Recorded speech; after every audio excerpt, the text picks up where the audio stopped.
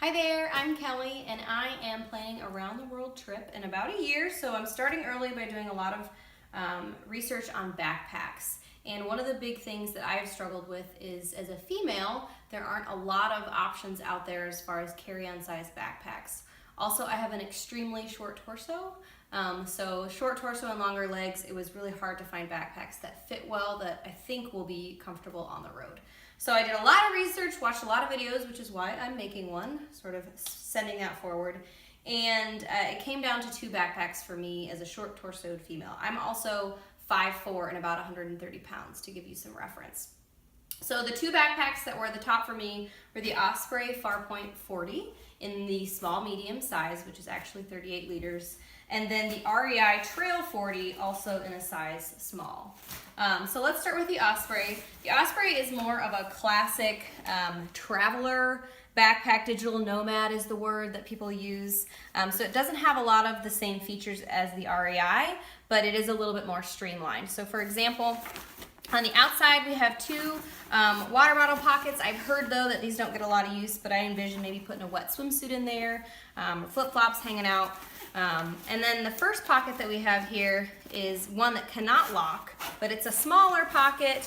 I envision maybe putting headphones, passport, or things that you're going to access if you're on a train, if you're on a plane, that sort of thing, that are really quick and easy to get to. It does have this lip, though, so the zipper is protected even though it doesn't lock.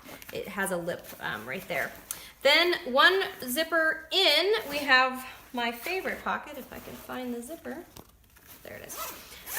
This is kind of the organizational pocket. You have the flip side of the pocket on the other side, and then you have the laptop pocket, and then a padded pocket, which I imagine for e-readers or books or anything that can go in there. Very flat, but easy to organize, which is really nice.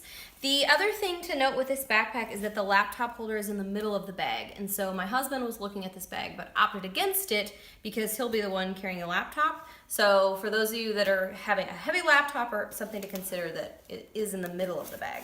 But for me, not a problem. It is a pretty deep hole, so you could put a lot more things in there as well. Then the main pocket is just that. It is one big sort of main pocket. Really, there aren't any extra features or pockets or anything in here. It's just kind of an open canvas. There is a zippered pocket up here, which I imagine maybe dirty laundry or a jacket or something up there. There are compression straps to strap it down. So I imagine with this bag, I will be using a lot of packing cubes to help make this organized, because it really is pretty much a blank slate. So that's the inside of the bag. And then if we zip it up, on the back is one of my favorite features. You have the straps, which are very well cushioned in my mind. It's very thick. We got a lot of support there. And these curve out and offer a lot of support. They also have little elastic things to hook on sunglasses or whatever you need. The thing with the Osprey that I really like is it has this internal frame. So even though it's on the smaller side, it does offer a little bit of support. So it's very well designed from that aspect. My favorite feature, which I'm hoping I'll get a lot of use of, is the ability to tidy up the bag by zipping up the backpack and hip straps.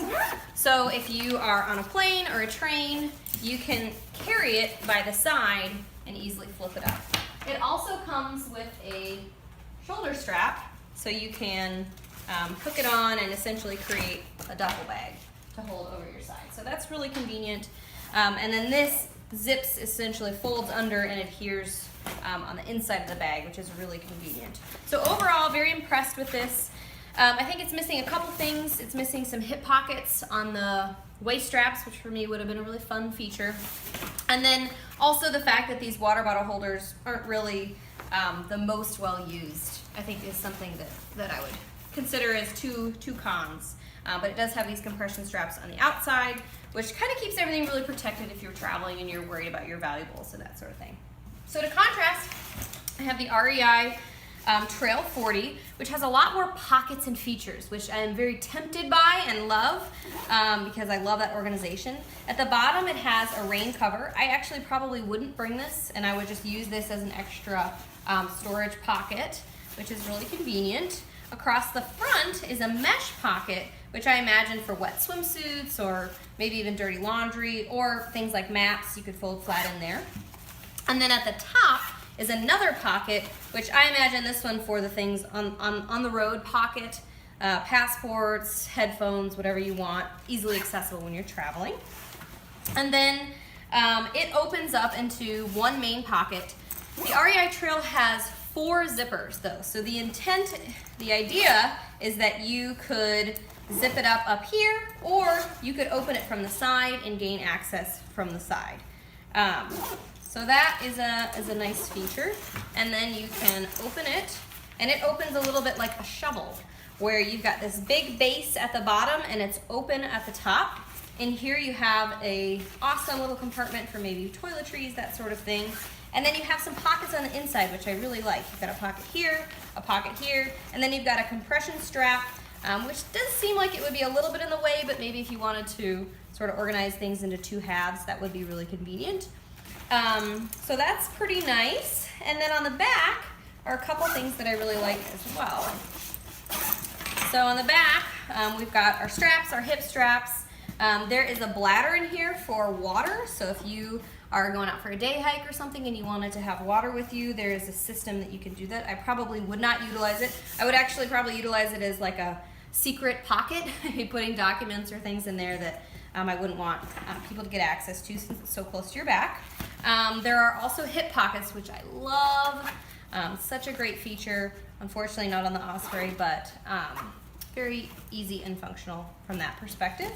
And then on the side we have some pretty big mesh pockets for a water bottle or maybe flip-flops, again wet things, which would be really great. And then we have yet another pocket over here, which would really be great for organizing. So that's about it from the outside of these bags. I think this bag really calls my name from an organizational perspective, and the Osprey is a little bit more simple. It doesn't have as many bells and whistles as I would think, but then I ended up packing both of these bags. So just to give you kind of an example of what that's like. So one of the negatives in my mind of the REI is that it is more of a trail bag, so it has a lot going on. There's a lot of straps, zippers, you know, things to catch on, which, you know, would be good and bad. I'm sure you could figure out a way to lock it. It does have zippers that I think you could figure out a way to lock it, but it's not as designed for kind of the digital nomad as this bag. This is more of a trail bag for sure. So a couple other cons in my mind of the Trail is the 4 zipper system. I think it could be a cool thing if you utilized it correctly, but I think for me and my needs, what I found is that I had a couple zipped up here, and then I ended up figuring, okay, now where is that zipper coming from? And it ended up being just a little bit more cumbersome than I would like, because in my mind that main pack is just, once I get to the hotel, hostel, Airbnb, wherever I am, I just want to be able to flap it open as opposed to kind of figuring out where things go. So that's one of the negatives here, and even now I got to figure out, okay, where is that zipper? So then if you pack it, in my mind I thought, oh great, this shovel feature is kind of nice. It's really wide open, it's really open-ended. I can throw some things in there. Got some more clothes back here just to simulate. These aren't what I would bring. I would use packing cubes for either of these bags, but just to give you a sense of it. Okay, let's throw this up here. You could throw some more things on the side. And what I imagine is that things would sort of be spilling out the top if I've got a lot of packing cubes, and I don't like that I wouldn't have sort of that barrier. So that's sort of a negative in my mind, which I don't like. And it does seem quite a bit smaller. Even though it's a 40, it does seem a bit smaller than the Osprey. I do really like the fit of it. I feel like it fits nicely. I like the hip straps. I like the way it fits across. It does have a smaller profile, I think. And it's a very good looking bag. It's a nice purple color and pretty, pretty simple.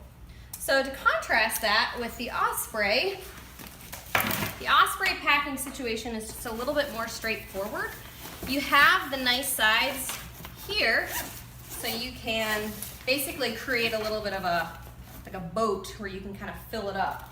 we're over here, and then I gotta figure out, okay, which of these 4 zippers am I opening? There is a little bit of a strange, like, you kind of have to loop it around that shovel shape, open it up, and then you can sort of pack it in a similar way. The Osprey doesn't zip 100%, which I think is actually a good thing, because then you can put things like shoes or maybe some heavy packing cubes at the bottom. And then we'll put in the same amount here. And already it's obvious to me that this just has so much more room. In there, it just looked a little bit more squished. And here it's like, wow, I still have plenty of space. And this is obviously isn't packed full, but you can get the idea. So there's the shape of it.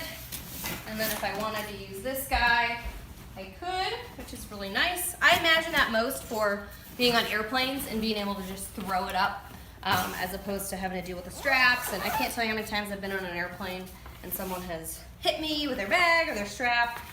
So I envision that a nice thing. And then this, very conveniently and easily, I think I'm going backwards.